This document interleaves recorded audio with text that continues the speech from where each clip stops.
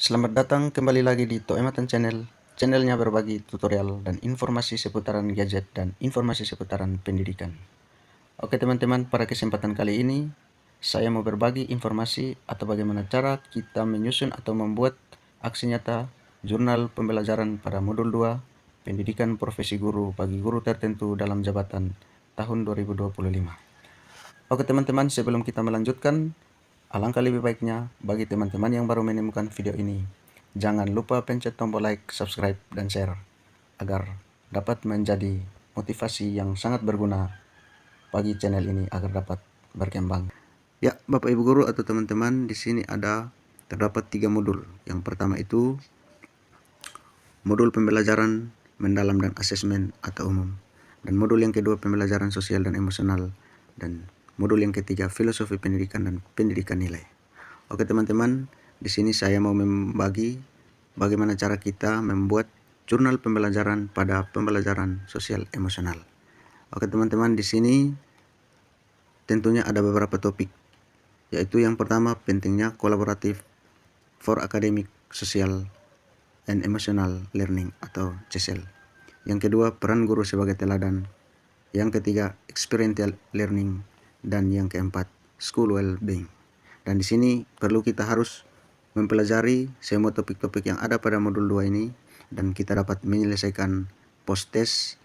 Ada 3 post test. Setelah kita sudah menyelesaikan, dan tugas akhir dari modul 2 ini adalah jurnal pembelajaran sosial emosional. Nah, di sini kita diminta untuk lengkapi jurnal pembelajaran. Namun sebelum kita membuat jurnal pembelajaran sesuai versi kita, kita harus ketahui bahwa di sini jurnal pembelajaranku. Pilihlah satu aksi nyata terbaik versi Anda untuk diunggah di jurnal pembelajaran. Aksi nyata terbaik versi Anda bisa berarti Anda lebih yakin atau puas, Anda lebih senang dengan aksi nyata tugas tersebut, dan Anda juga lebih bisa memaknai aksi nyata tersebut. Ya, teman-teman atau Bapak Ibu guru, tidak ada benar atau salah dalam memilih aksi nyata selama aksi nyata tersebut terbaik menurut versi teman-teman atau Bapak Ibu guru. Di sini ada ketentuan untuk mengunggah jurnal pembelajaran menyertakan salah satu dokumen aksi nyata dari pilihan berikut. Di sini ada beberapa pilihan. Yang terutama itu teman-teman, kita harus menyusun rencana pelaksanaan layanan atau rencana pelaksanaan pembelajaran. Baik teman-teman dan Bapak Ibu guru, di sini saya membagikan cara kita membuat jurnal pembelajaran atau aksi nyata pada modul 2 Pendidikan Profesi Guru dalam jabatan bagi guru tertentu tahun 2025. Di sini saya menggunakan judul atau memilih judul pembelajaran berbasis CESL atau Collaborative Academic Social and Emotional Learning. Oke teman-teman, pertama-tama perlu kita membuat cover dari jurnal atau aksi nyata pembelajaran kita.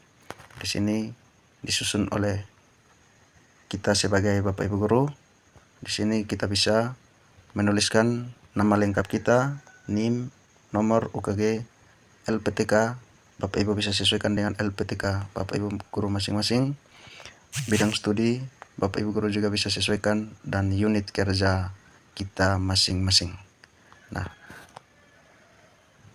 dokumentasi disusun untuk aksi nyata modul 2 tentang pembelajaran sosial emosional. Di sini saya mendapatkan kesempatan emas untuk mengikuti pendidikan profesi guru di salah satu LPTK, yaitu Universitas Hamsan Wadi. Dan tentunya Bapak Ibu guru perlu kita ketahui bahwa sebelum kita menyusun jurnal pembelajaran atau aksi nyata jurnal pembelajaran, perlu kita membuat kerangka terlebih dahulu. Karena saya kasih contoh, negara kita saja, negara Indonesia, pasti ada dasar atau fondasi, yaitu 5 dasar Pancasila. Karena dengan adanya 5 dasar Pancasila, maka negara kita utuh dan kuat sampai saat ini. Oleh karena itu, saya mengajak Bapak Ibu guru atau teman-teman yang dalam mengikuti pendidikan profesi guru, ketika dalam penyusunan jurnal pembelajaran aksi nyata pada pendidikan profesi guru, perlu kita menyusun kerangka terlebih dahulu. Di sini saya membuat kerangka dari latar belakang konsep pembelajaran CESL. Dalam konsep pembelajaran CESL ini saya memiliki 3 alternatif, yaitu pengertian, tujuan, dan tantangan. Selanjutnya bagian C, rencana pembelajaran CSL atau Collaborative Academic Social and Emotional Learning pada mata pelajaran sejarah di kelas berapa. Nah, di sini saya kasih contoh, nanti Bapak Ibu bisa sesuaikan mata pelajaran sesuai dengan keinginan Bapak Ibu guru masing-masing dan di kelas berapa. Yang berikut tujuan pembelajaran, capaian pembelajaran, dan asesmen. Nah, di bagian asesmen ini perlu kita ada melakukan asesmen awal, setelah itu baru kita melakukan asesmen akhir. Nah, setelah sudah melakukan asesmen akhir, kita masuk pada kegiatan pembelajaran. Nah, ini poin paling penting teman-teman atau Bapak Ibu guru. Kegiatan pembelajaran ini kita dapat menyusun rencana pembelajaran layanan atau rencana pelaksanaan pembelajaran. Nah, di sini tentunya kita harus membuat kerangka kegiatan pendahuluan. Setelah kegiatan pendahuluan, baru kita masuk pada kegiatan inti. Setelah kegiatan inti, kita masuk pada kegiatan penutup. Setelah kita sudah menyusun RPL atau RPP, kita lanjut pada refleksi. Bagian refleksi, perlu kita refleksi diri mengenai pembelajaran atau aksi nyata dalam pembelajaran berbasis CSL atau Collaborative Academic Social and Emotional Learning. Ya teman-teman, kita lanjut. Setelah kita refleksi diri, kita harus mempunyai umpan balik dari rekan sejawat kita. Di sini untuk umpan balik dan rekan sejawat tidak membatasi ya teman-teman. Di sini teman-teman bisa memilih lebih dari 3 atau minimal 1 atau 2 rekan sejawat. Setelah umpan balik dari rekan sejawat, kita harus menindaklanjuti dengan rencana tindak lanjut. Karena ada umpan balik dari rekan sejawat, harus ada rencana tindak lanjut. Apakah umpan balik dari rekan sejawat kita tentang apa, kita harus rencana tindak lanjut. Setelah rencana tindak lanjut, lalu kita mendokumentasikan hasil dari selama kita melaksanakan kegiatan pembelajaran berbasis CSL atau Collaborative Academic Social and Emotional Learning di sekolah atau instansi kita masing-masing teman-teman atau Bapak Ibu guru. Ya, next teman-teman atau Bapak Ibu guru, di sini kita masuk pada inti aksi nyata atau jurnal pembelajaran peningkatan berbasis CSL Collaborative Academic Social and Emotional Learning.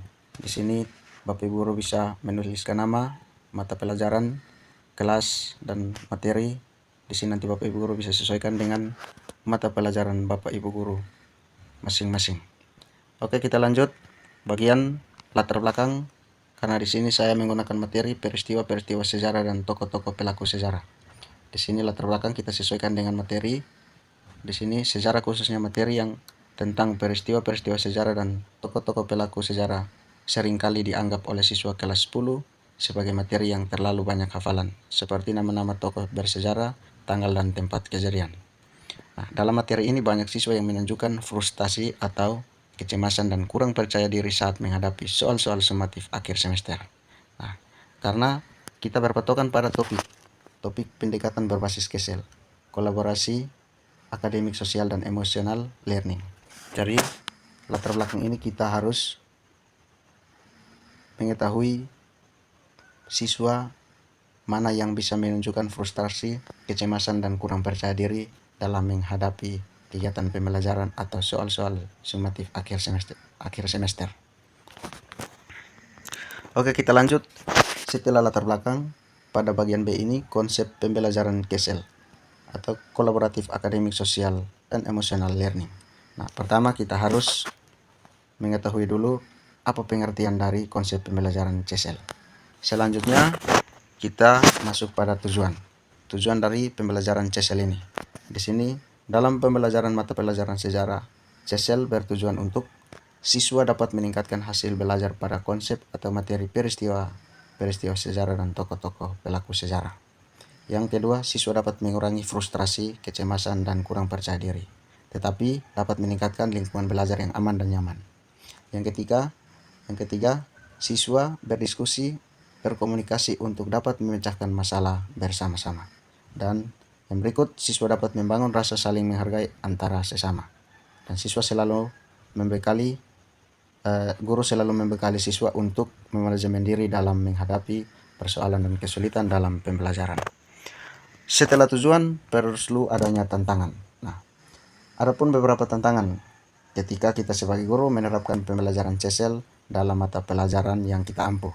Nah, di sini ada beberapa tantangan-tantangan yang saya cantumkan. Guru perlu tambahan waktu untuk mendapatkan dan mengintegrasikan aktivitas sosial emosional di luar penyampaian materi di dalam kelas. Guru juga dapat mengalami kesulitan dalam mengukur perkembangan keterampilan sosial emosional objektif daripada secara akademik. Jadi ada beberapa tantangan yang saya cantumkan dalam jurnal pembelajaran sosial emosional ini ya teman-teman atau Bapak Guru. Yang berikut yang bagian C, rencana pembelajaran CSL. Nah, ini sangat penting teman-teman atau Bapak Ibu Guru. Jadi kita harus membuat sebuah rencana pembelajaran CSL yang berkaitan dengan mata pelajaran yang kita ampuh dan di kelas mana. Nah, yang pertama itu tujuan pembelajaran atau aksi nyata. Nah, tujuan pembelajaran yang saya cantumkan di sini secara akademik atau pendidikan formal dan juga secara sosial emosional atau CSL. Dan setelah kita membuat tujuan pembelajaran, perlu kita harus membuat capaian pembelajaran. Apakah peserta didik sudah menunjukkan pemahaman tentang peristiwa-peristiwa sejarah dan tokoh-tokoh perilaku sejarah? Nah, bagaimana cara siswa untuk dapat menunjukkan pemahaman? Siswa tidak mengalami kecemasan atau frustrasi lagi ketika kita belajar sejarah atau mata pelajaran yang Bapak Ibu Guru ampuh dan siswa mengalami kecemasan atau frustrasi. Nah, setelah kita mencapai pembelajaran, perlu kita melakukan asesmen. Nah, di sini saya cantumkan asesmen awal dan asesmen akhir. Nah, asesmen awal itu guru perlu mengajukan pertanyaan secara lisan tentang materi yang nanti kita sampaikan. Nah, siswa diminta juga untuk memilih dan menuliskan atau menjawab dari salah satu pertanyaan yang kita ajukan terhadap siswa. Yang berikut, guru meminta siswa untuk menuliskan nama-nama tokoh sejarah. Jadi nanti Bapak Ibu bisa sesuaikan dengan mata pelajaran Bapak Ibu Guru.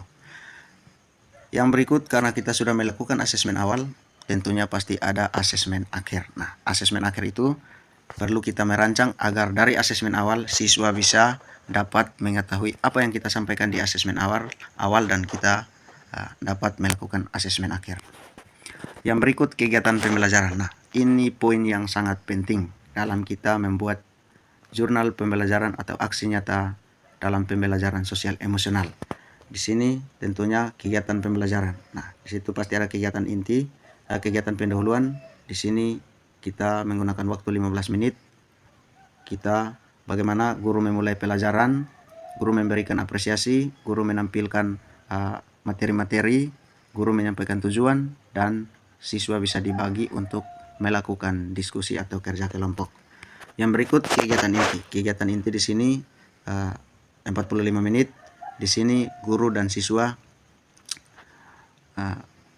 dapat berperan aktif. Guru memberikan penjelasan singkat tentang materi yang akan disampaikan pada pertemuan dan guru memberikan lembar pekerjaan. Guru diminta juga untuk setiap anggota berperan aktif dalam pekerjaan yang sudah guru bentuk dalam bentuk kelompok. Yang berikut, guru perlu mengingatkan kepada siswa untuk saling mendengarkan ide atau pendapat dari teman ketika dalam belajar kelompok atau berdiskusi bersama.